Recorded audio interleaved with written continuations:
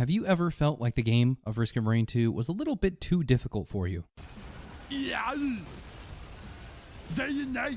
Oh no. Oh, that was so unlucky. Are you kidding?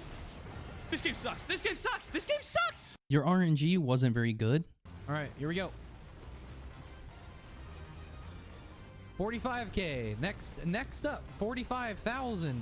And by the time you hit stage 5, if you even hit it, every enemy could kill you and you could no longer kill them. Well, I'm here today to tell you, to show you, more like, that there is a better way, and there is in fact an easy route to take for you to become a better Risk of Rain 2 player and improve your RNG. How could this be, you might ask? Well, sit down on Poppy's lap and let him tell you a story.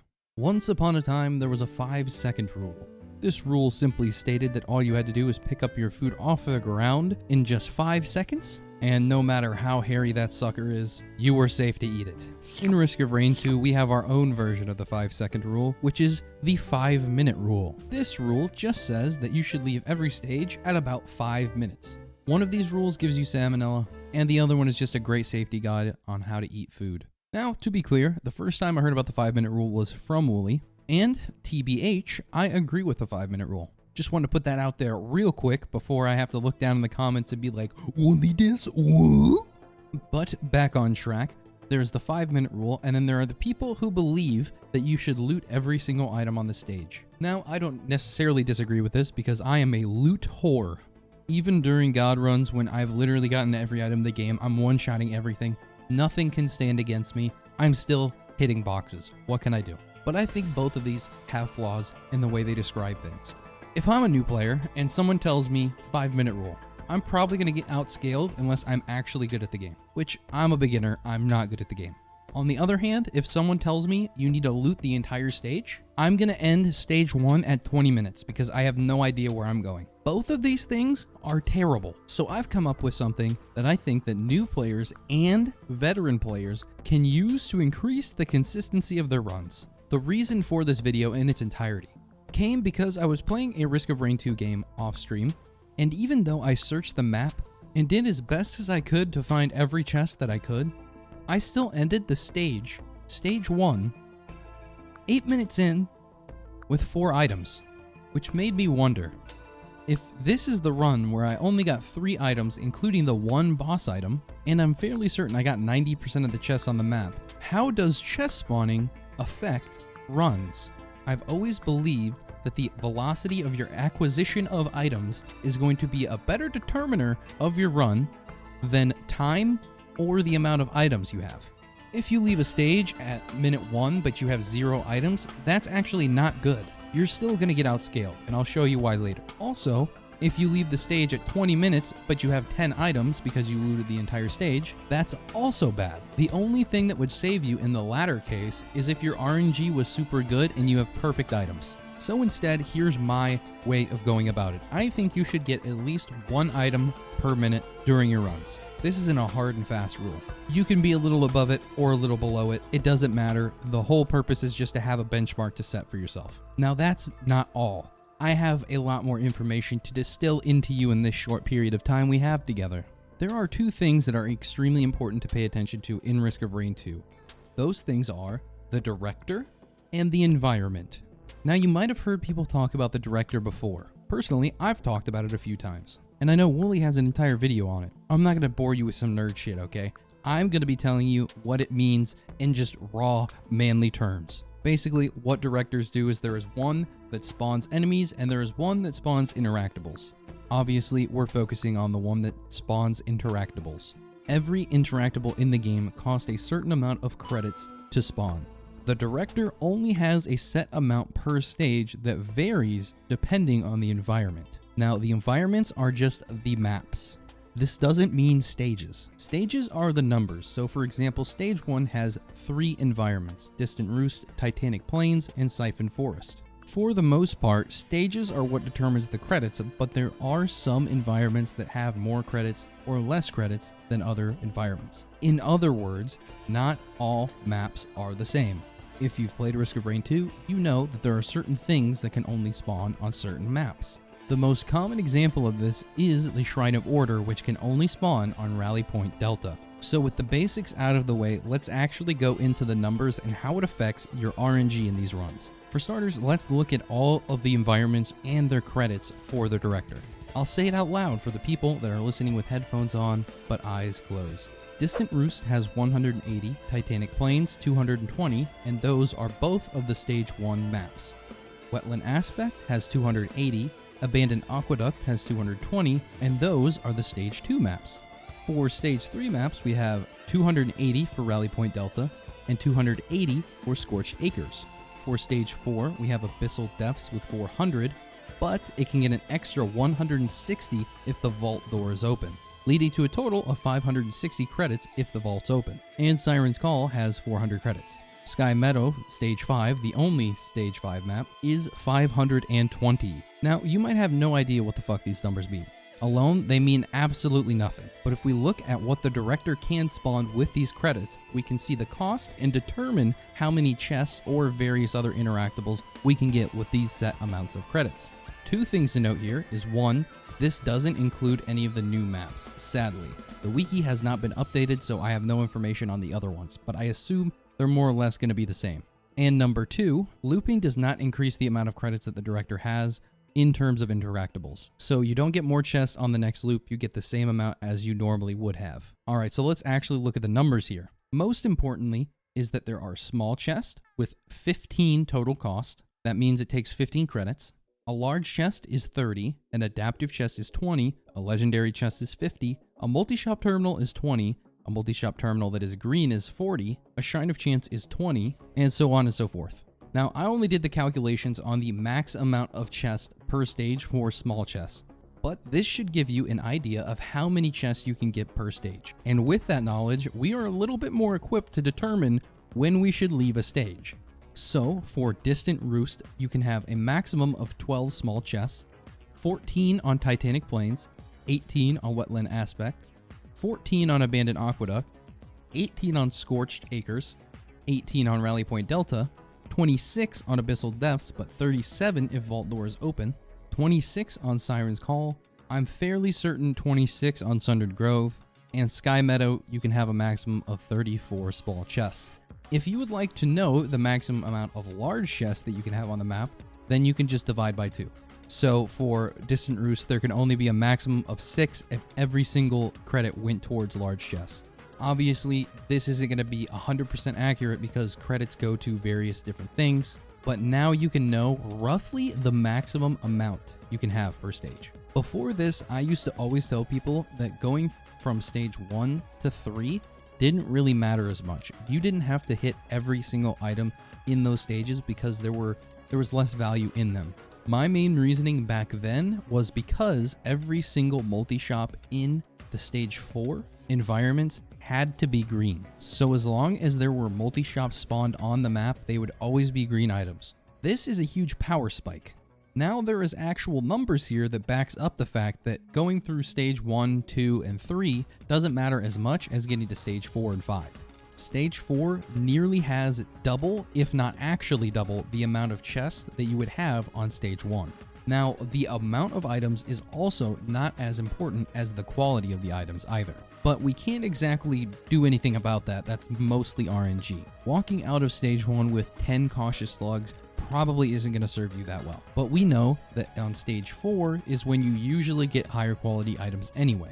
Now, obviously, as I already stated, just because there's a maximum amount, so there could be 12 chests on Distant Roost, that is the absolute best case scenario where there is maximum amount of chests being spawned with credits. As I've already said, I had a stage where I had 4 items, including the teleporter boss, which isn't calculated with the amount of items that you can get per stage. So that means that I had 3 chests on stage 1, something otherwise unheard of. And although I didn't know exactly why that was at the time, I do know now that it's because credits were being taken up by other interactables. So I'm not going to bore you with every single interactable. Here are just the ones that you should look out for, and if you see a lot of these on the map, you should know that there's probably not going to be a lot of chests left. So keep in mind that small chests are 15 credits. Alright, here's a quick list of things to look out for. A Shrine of the Mountain is 20 credits, meaning it takes a little over a single small chest out of the map. A Shrine of the Woods is 15 credits, meaning it takes one small chest out of the map. Gunner, equipment, and healing drones also are 15 credits. A TC-280 is 40 credits, but can only spawn in Rally Point Delta, so if you see multiple of these, that map is probably barren. Gunner turret is 10 credits, which is just the stationary turret. Printers are 5, 10, and 15 credits for every single version, so common item printers are 5, uncommon 10, and legendary 15. Scrappers are 5 credits. Lunar pods are 25 credits. Cloak chests are 10 credits, although you probably won't be able to tell. Shrine of Blood and combat shrines are 20 credits, and a green multi-shop is 40 credits. That's almost worth about 3 small chests. If you could remember this list of interactables and their credit requirements, you can somewhat guesstimate how many items are left on the stage and determine if you really want to stay on the stage. If it's stage 1 and you already have 5 items, and you see a Shrine of the Mountain, a Shrine of Woods, for example, and about 3 drones, you know that the map is basically tapped out at this point, and you should probably leave. When I first came across this, Elmer Fudd? When I first came across this quandary, I used a mod that allowed me to see through the walls and determine where the chests are using ESP. Ooh, spooky. So I could physically count out how many things are on the stage. I came up with some decent numbers for how many items to expect on stage 1 to 2. In all of my time of searching, I came across one single time where there was a 4 chest stage, and only a couple times where I saw an 11 or even 12 chest stage. I would say your run is average if you're getting about 7 to 9 items. Above that, you're doing tremendously. Below that, you're kind of getting unlucky. Now, when I did this, I didn't count boss items, void items, or equipment barrels. So these are just regular items from chests.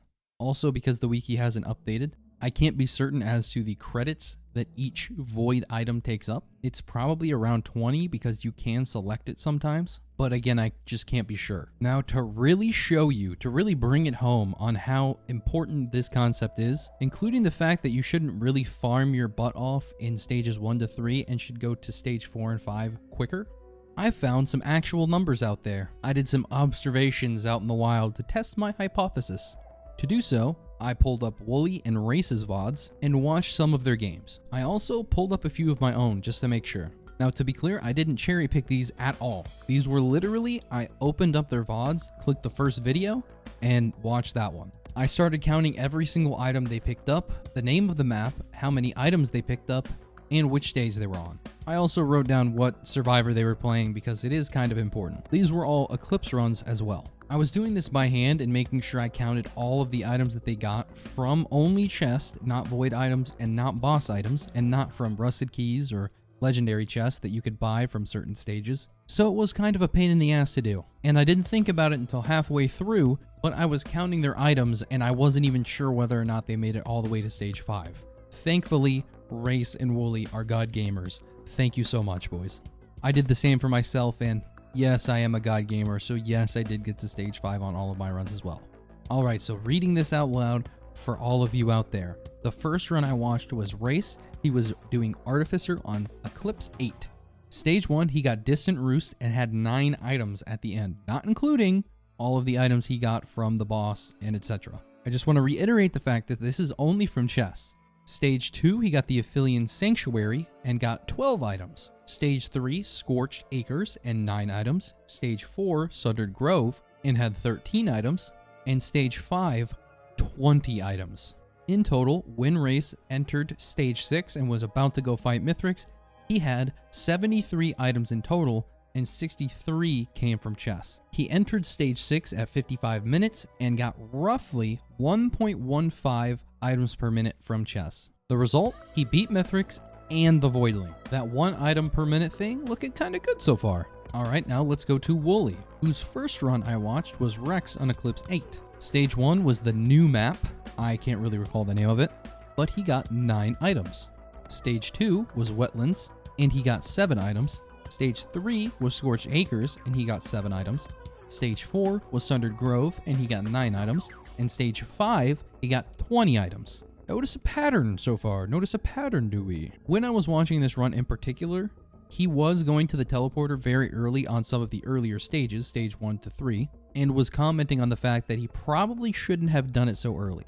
so he did miss out on several items. This wasn't him looting the entire stage. However, once he did get to stage 5, he was looting the entire stage.